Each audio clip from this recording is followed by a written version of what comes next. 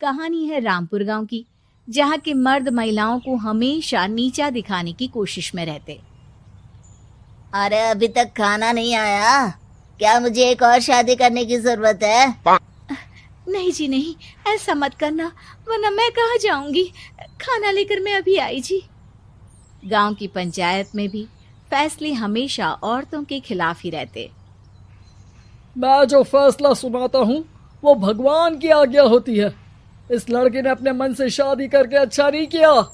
लड़के को घर भेज दो और इसकी शादी इसकी जाति की किसी लड़के से करवा दो, लेकिन ये लड़की, इसे तो गांव के बाहर निकाल दो। नहीं नहीं जमींदार साहब, ये क्या बोल रहे हैं? ऐसा नहीं हो सकता। मेरी बेटी मासूम है, इसे अच्छे बुरे की समझ नहीं है। अरे कहाँ जाएगी ये बेचारी? कहाँ जाएगी? इतनी चिंता है तो पूरे परिवार का गांव निकाला कर देते हैं। बेचारे पूरे बसे बसाए परिवार को गांव छोड़ना पड़ता है। चाहे जो हो, अगर बेटियों को कंट्रोल नहीं कर सकते तो गांव में रहने का कोई मतलब नहीं है। यहाँ औरतों को दब कर रहना होगा। कोई भी अपने हिसाब से कुछ नहीं कर सकता, सब ईश्वर की मर्जी से ही होगा। तभी गांव का एक आदमी दौड़ा दौड़ा आता है। सरपंच साहब, जमींदार साहब, वो कालिया है ना, उसकी बेटी पढ़ने के लिए शहर जा रही है। अच्छा, ये कब हो गया? और कालिया की हिम्मत कैसे हो गई ऐसा करने की? लेकर आओ उसे और उसकी बेटी को। बस फिर क्या था, हाजिर हो जाते हैं कालिया और उसकी बेटी सरपंच के सामने।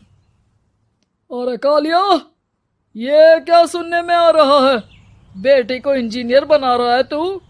और ये बता, गांव में तो स्कूल नहीं है, फिर कहां से इतनी क्लास पास कर गई तेरी बेटी? राधा, जो कि कालिया की बेटी है, उसे लगता है कि सरपंच उसकी तारीफ कर रहे हैं। सरपंच जी, मैंने ऑनलाइन पढ़ाई की है, डिस्टेंस लर्निंग से। सभी में मैंने अच्छे नंबर पाए हैं, जिसे देखते हुए शहर की इंजीनियरिंग कॉलेज में मुझे स्कॉलरशिप मिली है। वाह जी वाह, क्या होती है ये? पहले तो ये बताओ, फिर आगे की बात करते हैं। पूरा गांव राधा की बात सुन रहा था और राधा बोलती जा रही थी। तो ऐसे मैं फ्री में एक अच्छी शिक्षा लेकर गांव में जो कुछ परेशानियां हैं, जैसे बिजली, पानी और इंटरनेट जैसी समस्याओं के लिए काम करूंगी।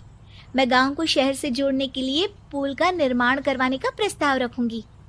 मुझे पूरी उम्मीद है कि जल्द ही हमारा गांव भी तरक्की की राह पर चल पड़ेगा। राधा की बात सुनकर सारे गांव वाले ताली बजाने लगते हैं। सरपंच को समझ नहीं आता कि वो क्या करे। चुप रह नादान लड़की, गांव के खिलाफ जाने के लिए तुझे गांव से बेदखल कर दिया जाएगा, वो भी पूरे परिवार के साथ। और हाँ, अगर ठीक से गांव में रहना छोड़ दे, हम तेरे लिए गांव का कोई होनहार लड़का देखेंगे। तभी गांव का एक आदमी बोल पड़ता है। अरे नहीं नहीं सरपंच जी, राधा बिटिया जो बता रही है, अगर वैसा हो जाए तो हम लोगों को पैसा कमाने के लिए बाहर नहीं जाना पड़ेगा। हाँ जी, और ना ही कोसों दूर पानी के लिए भटकना पड़ेगा। हमारे बच्चे भी अच्छी पढ़ाई कर सकेंगे और आगे बढ़ेंगे, ना कि हमारी तरह खेती करते बैठेंगे। क्यों गांव वालों, राधा बिटिया का साथ देना चाहिए ना। सरपंच देखता है कि गांव राधा के साथ है तो वो चुप हो जाता है। वो घर आकर अपने सलाहकार से बात करता है, जो बहुत ही चालाक किस्म का इंसान होता है। अरे सरपंच साहब, आपको बहुत ही होशियारी से काम लेना पड़ेगा। एक बार गांव तरक्की कर गया, यहाँ के बालक पढ़ लिए तो कोई ना पूछेगा आपको। और फिर ये जो बेटा और बेटी है ना आपके, इनको भी आम लोगों की तरह ही जीवन जीना होगा। हाँ, लेकिन करे तो क्या करे? वो ना आप मुझ पर छोड़ दीजिए, बस मैं जैसा बोलूं करते जाइए। अगले रोज सुबह जब गांव वाले सोकर उठते हैं तो राधा के घर के बाहर और साथ ही वो लोग जिन्होंने राधा का सपोर्ट किया था, उनके घर के आगे लाल रंग से कल आऊंगी लिखा होता है। कल आऊंगी, यह क्या होता है? अरे यह तो खून से लिखा है, लगता है कोई भूत प्रेत या चुड़ैल का साया है। चलो सरपंच जी के पास चलते हैं। सभी सरपंच के पास जाकर उसे सारी बात बताते हैं। अरे ये तो बड़ी मुश्किल की बात है। चलो मैं एक बाबा को जानता हूँ, उन्हें बुला। सरपंच बाबा को लेकर गांव के घर के बाहर जाता है।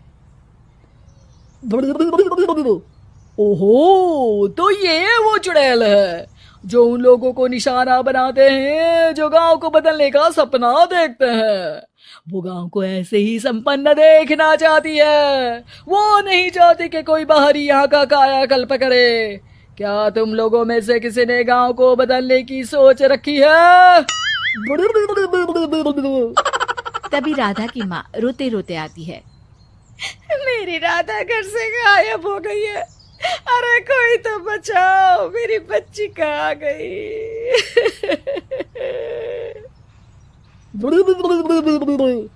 ले गई वो चुड़ैल, तेरी बच्ची को ले गई। अब वो उसे श्रापित करके छोड़ेगी, उस पर चुड़ैल का साया हो जाएगा। तभी बुरी सी हालत में राधा भी वहां आ जाती है। उसके बाल चुड़ैल की तरह फैले होते हैं और कपड़ों में खून लगा होता है। सभी राधा को देखकर डर जाते हैं। माँ, पता नहीं मुझे कौन उठा कर ले गया था। अरे दूर दूर हो जा चुड़ैल, अब हम लोग इस गांव में नहीं रुकेंगे। अरे कैसे बातें कर रहे हैं आप? कल तो आप मेरे भरोसे गांव का हुलिया बदलने, अपने बच्चों को पढ़ाने और तरक्की उन्नति की बात कर रहे थे, तो आज क्या हो गया आपको? ये फिर तुम लोगों को बहकाएगी। ये चुड़ैल गांव में आ चुकी है, ऐसे ही ये तुम्हारे घर के बच्चों को भी ले जाएगी। गांव वाले राधा को गांव से बाहर निकाल देते हैं। उसके माँ बाप रोते रहते हैं, लेकिन गांव वाले नहीं मानते। मैं भी अपनी बहन के साथ गांव के बाहर रहूंगा, लेकिन वो पढ़ाई नहीं छोड़ेगी। वहीं सरपंच के घर पर सलाहकार कहता है। देखा, सांप भी मर गया और लाठी भी नहीं टूटी। लेकिन अगले ही दिन सरपंच के घर के बाहर भी वही शब्द लिखे होते हैं। और फिर सरपंच की बीवी कहती है, हमारी बेटी को किसी ने अगवा कर लिया है। तभी राधा का भाई वहां आ जाता है। अरे गांव वालों, मैंने सरपंच जी की बेटी को देखा था। वो चुड़ैल उसे उठाकर ले जा रही थी। अरे क्या मजाक कर रहे हो? नहीं नहीं सरपंच जी, आप नहीं जानते। वो चुड़ैल अब आपकी बेटी में आ जाएगी, जैसे राधा के अंदर आ गई थी। तभी सरपंच की बेटी वैसी ही हालत में वहां आती है जैसे राधा आई थी। पापा, पता नहीं कैसे मैं गायब हो गई थी। चुड़ैल, इसके अंदर भी चुड़ैल का साया है, मारो इसे। अरे नहीं नहीं, इसे भी राधा के पास गांव के बाहर ही भेज दो। अरे चुप रहो, मेरी बेटी कहीं नहीं जाएगी और चुड़ैल वुड़ैल कुछ नहीं होता है। अरे कैसे बात कर रहे हो सरपंच जी? आप तो बोल रहे थे कि आपका फैसला भगवान का ज्ञान होता है, तो अपने पर बात आई तो अब आप ऐसे बोल रहे हैं। अरे ना ना ना, आपको अपनी बेटी को त्यागना ही होगा। अरे बुलाओ बाबा को। राधा का भाई बाबा को ले आता है, जिसे अब गांव वालों के डर के कारण सच बोलना पड़ता है। मैं कोई बाबा नहीं हूँ, मैं तो मोची था। ये सलाहकार महोदय ने मुझे कहा था एक्टिंग करने को। अब वो मुझे पैसे देने वाले हैं। अब मुझे माफ कर दो। गलती हो गई, मुझे माफ कर दो। तभी वहां राधा आ जाती है। देखा सरपंच जी, जब गांव के बच्चे साक्षर होंगे तो आप जैसे लोगों की चालाकी नहीं चलेगी।